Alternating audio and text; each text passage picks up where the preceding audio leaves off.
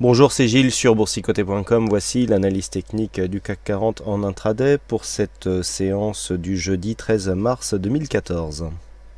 Avec aujourd'hui une séance d'attente suite à la phase de baisse qu'a connu l'indice parisien hier. Donc on est venu ici marquer des points bas, on a attaqué ici cette zone des 4285 hier avant de rebondir et donc de confirmer ici cette zone horizontale à 4319, et pour l'instant c'est cette zone qui est résistance. Donc nous avons sur l'ouverture du jour, donc on a ouvert sur cette zone. Alors il y a une figure, la ligne d'eau, bon, en fonction des cotations varie, 4319, 4321. On a une figure qui a été annoncée ce matin ici avec une tasse et une anse ici. Bon, l'anse c'est un peu large. Sur une bonne dynamique, on pourrait retrouver ici un objectif haussier. Alors l'objectif haussier de cette figure serait défini encore une fois par un report d'amplitude, puisqu'il suffit de valider ici le segment et de le reporter donc sur la zone de cassure pour donner un niveau d'objectif qui se situe ici à 4364 points. Donc sur un report ici, eh bien, nous aurions un objectif qui se situerait entre 4365 et 4370 points. Donc là, pour le moment, il n'y a pas de cassure puisque c'est vraiment cette zone qui fait office de résistance pour cette séance, et les cours oscillent dans la phase de cotation qu'a connu l'indice parisien juste peu après sa clôture, donc après le rebond technique, puisque on a oscillé hier entre 4323 et sur une zone basse à 4302 points.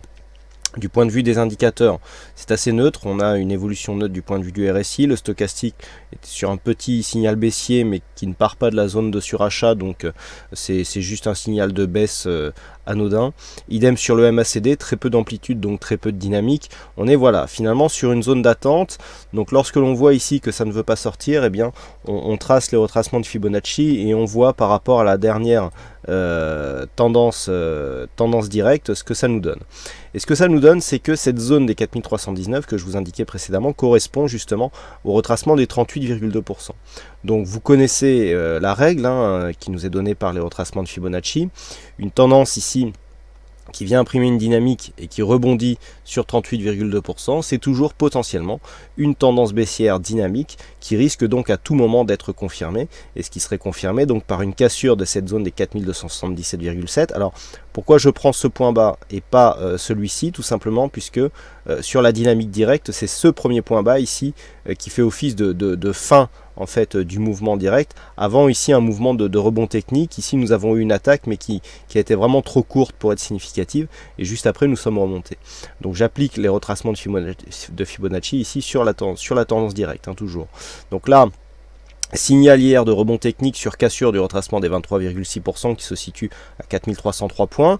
On vient valider tout de suite un contact sur le retracement des 38,2, et ensuite on oscille entre le 23,6 et le 38,2. Donc voilà, le rebond technique, a priori, la dynamique en tout cas du rebond technique est terminée. On est maintenant sur une phase d'attente. Phase d'attente, tant qu'on ne nous repassons pas ici au-dessus de cette zone des 4319, on est potentiellement sur une phase de baisse, donc qui serait confirmée par une cassure des 4277. À la hausse, je vous indiquais tout à l'heure une figure ici en forme de tasse avec anse. Si on repassait au-dessus de cette zone des 38,2%, eh bien on aurait donc une dynamique moindre du point de vue de la phase de baisse, puisque une tendance qui retrace à plus de 38,2% perd de sa dynamique, renforcée par un signal haussier, puisque nous aurions donc cette anse avec tasse qui nous donnera un objectif au-delà des retracements 50-61-8. Alors bien entendu, les figures chartistes n'ont pas 100% de réussite, mais en tout cas nous aurions des signaux ici sur le franchissement de cette zone, donc 4319-321, qui viendrait affaiblir la phase de baisse et renforcer des signaux haussiers. Donc c'est vraiment sur cette zone ici, 4319, 20, 21, qu'il va falloir faire converger notre attention, puisque c'est sur une cassure haussière de cette zone que nous pourrions avoir ici une possible accélération à la hausse qui viendrait amoindrir cette dynamique baissière. Donc je rappelle que par rapport au contact que nous avons eu la semaine dernière sur ces points hauts, hein, aux alentours des 4430. Nous sommes dans une phase de baisse ici qui est assez régulière, avec une phase d'accélération donc que nous avons connue en ce début de semaine.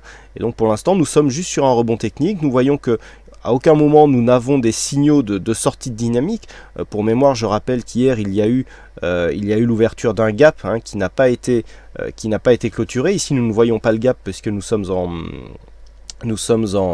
en horaire élargi, hein, puisque là on commence à coter à partir de 8 heures. Vous voyez que si on prend la bougie ici qui commence à coter à partir de 9 heures, le gap est toujours existant et à aucun moment nous ne sommes venus faire une tentative de comblement.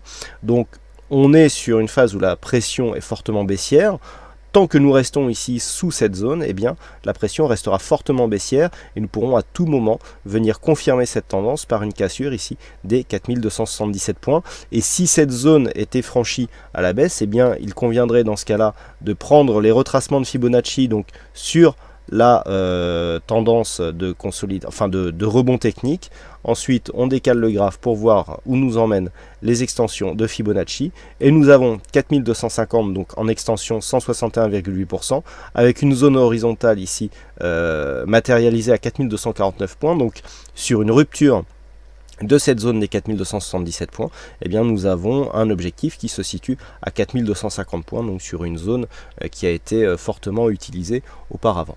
Voilà donc ce que l'on peut dire sur cette analyse technique en intraday du CAC 40. Il ne me reste plus donc à vous souhaiter à toutes et à tous une bonne séance, bonne chance dans vos prochains trades, et on se donne rendez-vous donc dès ce soir pour toutes les autres analyses techniques du site boursicoté.com.